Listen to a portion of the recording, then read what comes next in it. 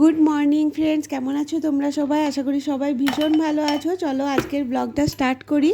সকাল সকাল এই যে ব্রেকফাস্ট লাঞ্চের প্রস্তুতি চলছে। উদয়নের অফিস আছে, তো লাঞ্চের জন্য ওকে পরোটা আর পনির আলু মটরশুঁটির তরকারি আর ব্রেকফাস্টে চিড়ের পোলাও বানিয়ে দিলাম।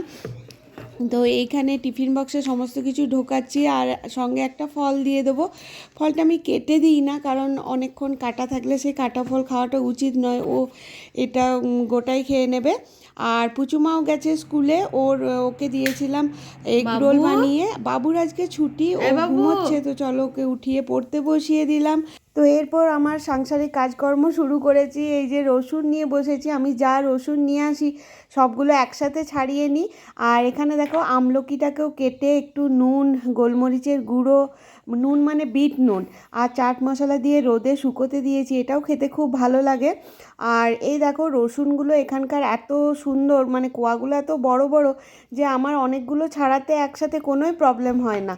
তো রাতে আজকে ভেবেছি বানাবো হচ্ছে মেথি পরোটা। তো মেথি শাক ছিল না, তো আমি কাসুরি মেথি, নুন, হলুদ, ধনের গুঁড়ো, আদা রসুন বাটা, দই এইসব দিয়ে আটাটা মেখে রেখে দেবো, তাহলে রাতের দিকে একটু সুবিধা হয়। কারণ রাতে আবার উদয়ন চলে আসে, প্রচুর পড়ানো থাকে, এসব করে সময় হয়ে ওঠে না।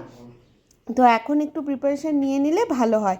তো দেখো চিড়ের পোলাওটাও আছে আর তরকারিও আছে। তো বাবুর জন্য ভাবছি ব্রেকফাস্টে পরোটা বানিয়ে দেবো, ও তরকারিটা নিয়ে খেয়ে নেবে আর আমি চিড়ের পোলাওটা খেয়ে নেব। আর রাতে সয়াবিন করব, তার জন্যে সয়াবিনটাও আমি এবেলায় তরকারিটা করে রাখবো। আর লাঞ্চেরও প্রিপারেশান করেছি কিছু কিছু, ডিমটা সেদ্ধ করে নিয়েছি। এই দেখো আটাটা মাখা হয়ে গেছে, ঢাকা দিয়ে পরে ফ্রিজে তুলে রেখে দেবো।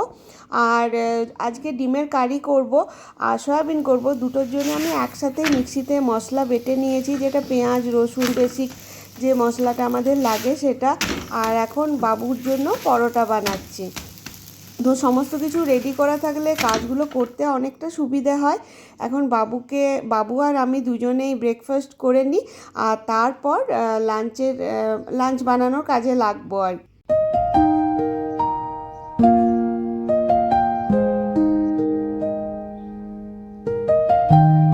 এই যে লাঞ্চও আমার রেডি, ভাত হয়ে গেছে আর এটা জুকিনি দিয়ে মুসুরের ডাল করেছি আমি।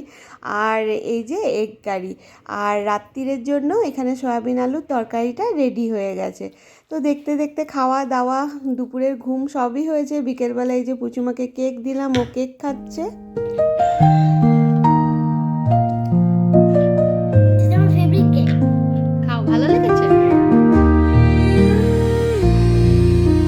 অফিস থেকে বেরিয়েই উদয়ন ফোন করে জানিয়ে দেয় যে ডিনারে কি হবে।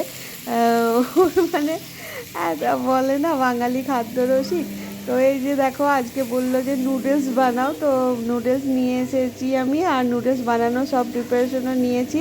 সবজিও সব পাতলা পাতলা করে কেটে নিয়েছি, আলু, গাজর, বাঁধাকপি, 3 রকমের ক্যাপসিকাম, এই সব আর কি। তো এখন দেখো সব সবজিগুলো কড়াইয়ে নিয়ে ভেজে নিচ্ছি, আর বাদামটা ভেজে আগেই তুলে রেখেছি। আর এরপরে এই যে দেখো সবজিগুলো দিয়ে দিচ্ছি, তারপর নুডলস দিয়ে, যেটা আমাদের বাঙালি স্টাইলের চাউমিন হয়, সেটাই আজকে রাত্রিরে বানালাম। আর এটা খেতে উদয়ন ভীষণ পছন্দ করে, যদিও ছেলে মেয়েদের আবার এটার থেকে ম্যাগিটাই বেশি পছন্দ। তো চলো, এটা নেক্সট ডে মর্নিং, সকালবেলা দেখো ঝাল সুজি বানিয়েছিলাম আর বেশ সুন্দর করে সাজিয়ে আমরা মা বেটা খেতে বসেছি। আর আজকে লাঞ্চে বানিয়েছি এই যে সিভাস কাতার, যেটা কাতারি ভেটকি মাছের মতো। তো সেই মাছটা দিয়ে ফুলকপি, গাজর, আলু দিয়ে ঝোল, আর এই যে কুমড়ো শাক মটর ডালের বড়ি দিয়ে। তো রান্নাটা করে নিয়েছি, এখন একটু বসেছি এক্সট্রা কাজ করতে। এই যে পেঁয়াজকলি এনেছিল, এটাই প্রথম শীতের পেঁয়াজকলি এখানে। পেঁয়াজকলি আবার সব জায়গায় পেতাম না, আগে যখন গুজরাটে থাকতাম তখন পেঁয়াজকলি পাইনি। আর উদয়নের ভীষণ ফেভারিট এই পেঁয়াজকলি।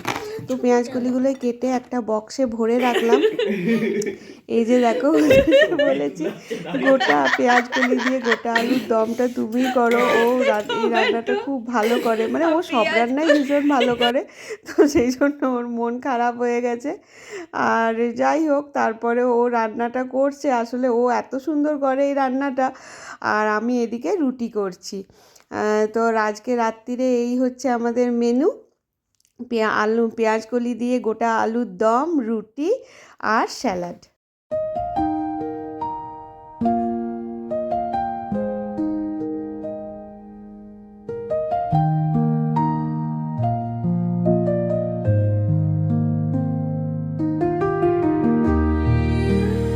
দেখতে দেখতে ব্লগটিও একদম শেষ পর্যায়ে এসে গেছে, আর এখানেই শেষ করছি। সবাই ভালো থাকো, টাটা বাই।